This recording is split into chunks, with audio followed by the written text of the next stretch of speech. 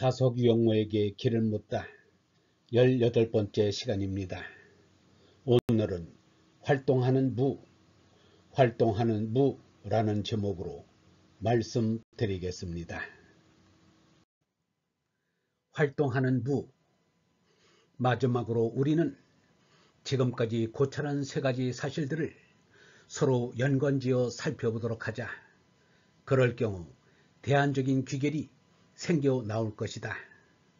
첫째, 모든 것이 피할 수 없는 무에 의해 위협당하고 있다면 이 경우 특히 의미 요청이 절대적으로 위협당하고 있으며 물음에 붙여지고 있다.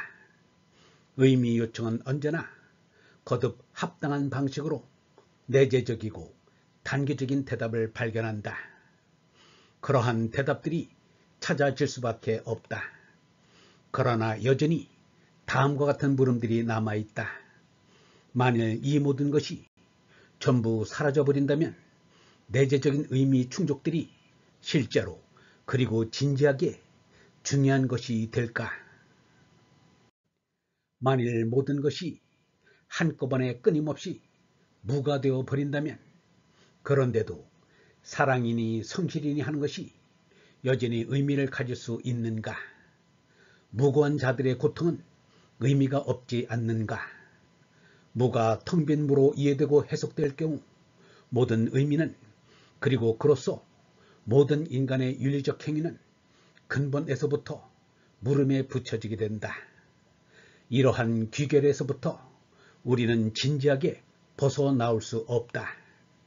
물론 인간들이 다행스럽게도 언제나 거기에서부터 도망 나오긴 한다. 인간들은 어떤 근절될 수 없는 윤리적인 본능에 의해 그러한 최종적인 귀결로부터는 보호를 받고 있는 듯 싶다. 그렇지만 우리에게 중요한 것은 바로 이러한 최종 귀결을 겁내지 않고 대면하여 파악하는 일이다. 만일 모든 것이 무조건적으로 언제나 무에게 맡겨져 있고 이 무가 그저 없애버리는 무라고 한다면 이 경우 모든 것은 정말로 아무런 진지한 의미를 갖게 되지 못할 것이다.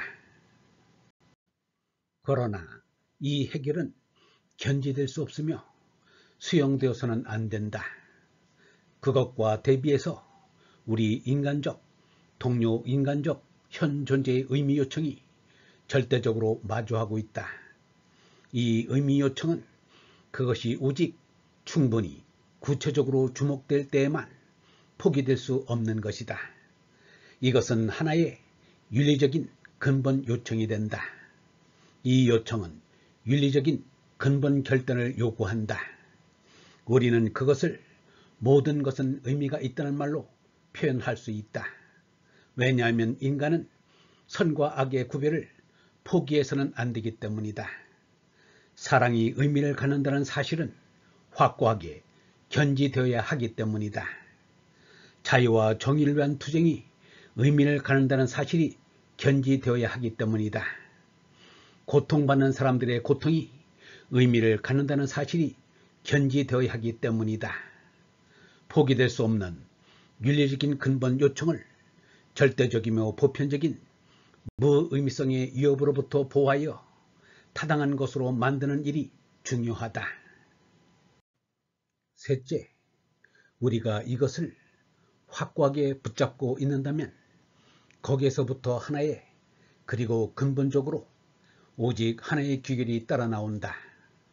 무의 경험이 이중적인 경험이며 그래서 그것의 고유한 부정성 때문에 결정을 내릴 수 없다고 지적한 사실을 상기하기 바란다. 이제 우리는 다른 근본적인 사실에 부딪혔는데 이 사실은 우리로 하여금 결단을 요구하고 있다. 그것은 앞에서 언급한 윤리적인 근본 요청의 결단이다. 현 존재는 아무런 의미를 갖지 않는다고 가정되어서는 안 된다. 인간적인 삶과 투쟁, 고통의 연대가 아무런 의미를 갖지 않는다고 상정되어서는 안 된다. 만일 우리가 이러한 요청을 올곧게 견지하고 극단적인 귀결들에서부터 도망하지 않는다면 이 요청은 처음에 결정을 내리지 않은 채 놔둔 무에 대한 물음에 대해 하나의 결단을 내릴 것을 요청한다. 이 경우 의미 요청이 굳건히 견지될 수 있기 위해서는 무가 결정되어야 한다. 그리고 이 경우 현 존재가 무를 직면해서도 아니 무를 직면하기 때문에 의미가 있어야 한다고 말해줘야 한다. 그런데 이것은 무가 그것의 무한성과 도망칠 수 없는 힘과 어두운 끔찍함에서 결코 텅 빈 무가 아닐 때에만 확고하게 견지될 수 있다. 그럴 경우 따라서 무는 은닉이어야 또는 무한한 우리에게 무조건적으로 요구해오는 신비에 쌓인 어떤 힘에 은닉하는 현존이어야 한다. 그리고 바로 그 힘이 그 모든 의미를 주고 있으며 그 모든 잠정적으로 무의미한 것들에게 의미를 아낀 채 보호하고 있는 것이다. 그럴 경우 무는 그 모든 사물적인 파악 가능성 저편에서 그 무가 소리 없이 형태 없이 나타나고 있는 것으로 주목되어야 할 것이다. 그럴 경우 비록 강압적인 윤리적인 근거로서 수용되지는 않는다 해도 무가 무조건적이지만 빠져나간 은닉된 현실성의 징표이며 흔적임을 통찰해야 한다.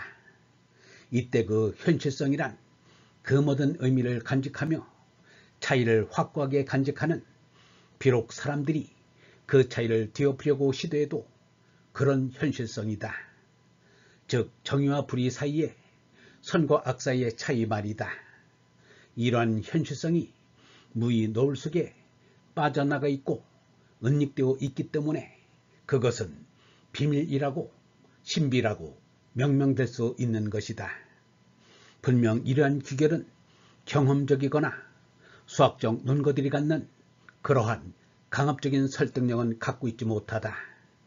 세 가지 이유에서 그렇다. 무는 비록 그것이 부인될 수 없는 것이라 하더라도 그것을 보도록 강요하지 않는다. 그리고 의미 요청은 쉽게 지나쳐버릴 수 있고 그래서 그것은 그것에 포기될 수 없음이 은닉되어 버린다. 그리고 마지막으로 그 귀결이란 것도 그것이 명확하게 눈앞에 놓여 있어서 어느 누구라도 똑같이 뒤따라 할 수 있는 것이 아니다. 그럼에도 밑바탕에 놓여 있는 사실 요소들 뿐만 아니라 그것의 결론적인 연결도 이러한 사실 요소들과 그것들의 연관에 관심을 두고 파고들려는 용기와 일관성을 가진 사람들에게는 전부 명확하고 분명하다.